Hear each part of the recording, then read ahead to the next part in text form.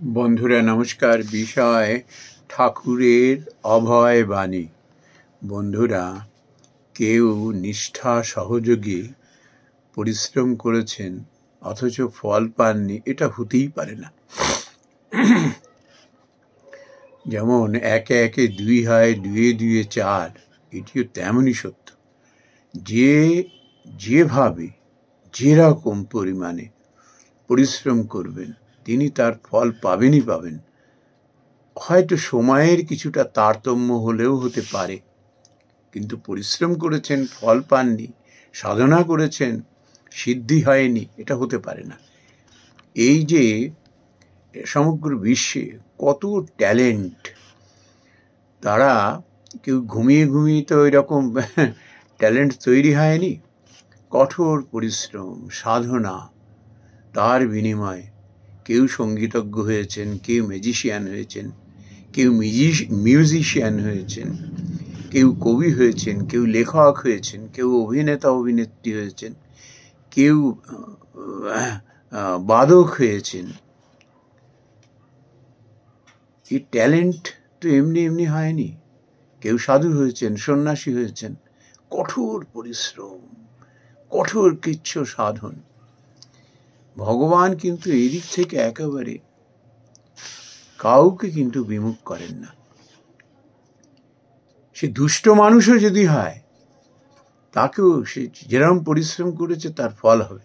এই যে সমস্ত অসুরদের আমরা দেখি না, পুরাণে কিংবা শ্রী চণ্ডীতে আমরা দেখতে পাই যে দেবতাদের তুষ্ট করে তারা দেবতাদের কাছ থেকে বর চেয়ে নিয়েছেন। কঠোর সাধনা করেছেন না, এই মহিষাসুর যেমন কঠোর সাধনা করেছেন, কিংবা বর্ষাসুর তো অদ্ভুত এক অসুর।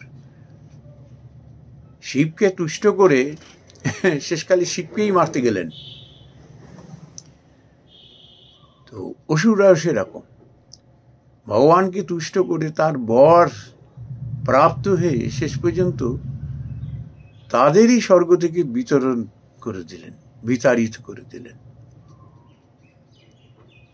ভগবান দুষ্ট মানুষকেও সে যেরকম পরিশ্রম করবে তার ফল দেবেন। এইবার প্রশ্ন হলো, ভগবান তো ফল দিয়ে দিলেন। একটা কথা আমরা জানি যে ঈশ্বর পার্থিব সম্পদ কখনো তার হাতে রাখেননি, সমস্ত বিলিয়ে দিয়েছেন, কিন্তু একটি জিনিস রেখে দিয়েছেন, সেটা হলো পিস, শান্তি। এই যে আমরা পরিশ্রম করে যখন ফল পাই না, ফল তো পেলাম, রাখবো কি করে? কি করে রাখবো? এই জন্য তখন ভগবানের শরণে যেতে হয়। আমরা এরকম দেখেছি না, খ্যাতির বিড়ম্বনা এমন হয়েছে, ছেড়ে দে মা কেঁদে বাঁচি।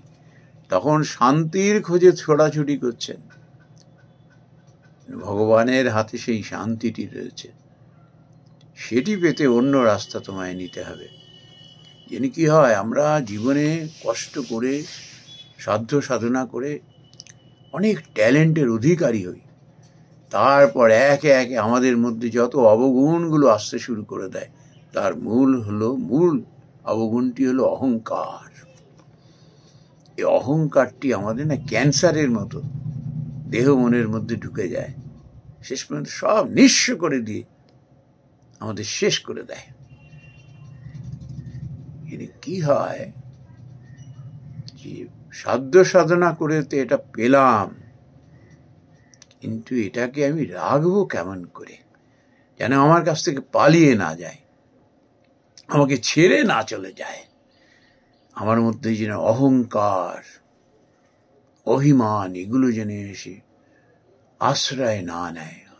স্বার্থপরতা, যত অবগুণ, কপটতা, এগুলো যেন আশ্রয় না নেয়। এগুলো আশ্রয় নিলেই সব শেষ হয়ে যাবে। তো শ্রী ঠাকুর রামকৃষ্ণ পরমহংসদেব আমাদের অভয় দিয়ে বলছেন, ভয় পাসনি। যদি তুই চাস, তুই সেটি রাখতে পারবি।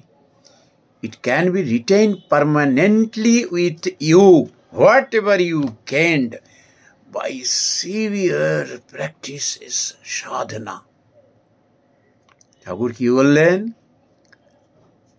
তার জন্য তোমায় যেটি করতে হবে, শুরু থেকেই না এক হাতে তুমি ভগবানকে ধরো, এক হাতে তুমি এই সংসার জগৎকে ধরো।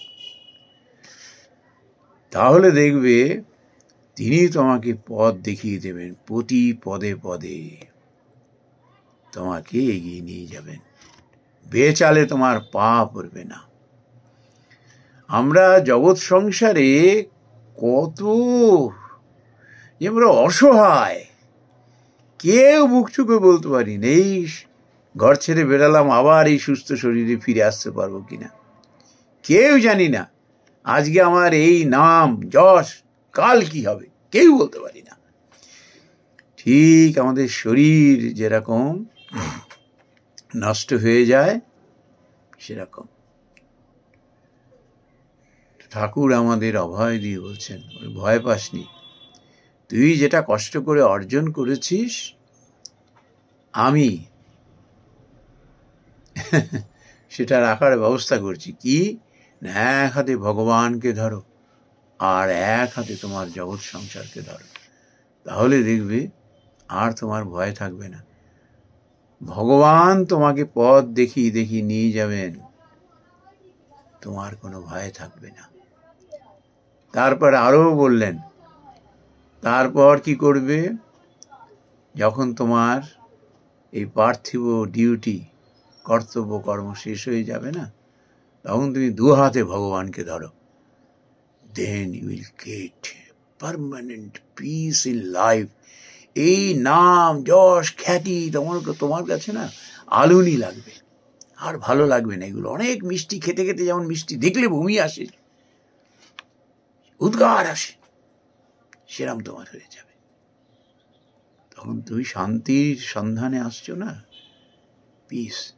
আমাদের জীবনের লক্ষ্যই তো সেই, জীবনে শান্তি লাভ করা।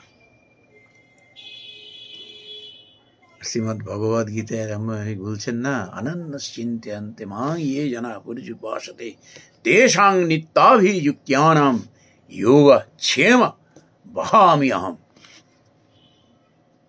তিনি সব কিছু বহন করবেন, তোমার কিচ্ছু চিন্তা নেই।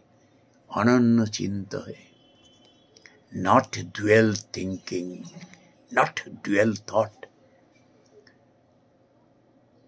তুমি আমাকে ধরো।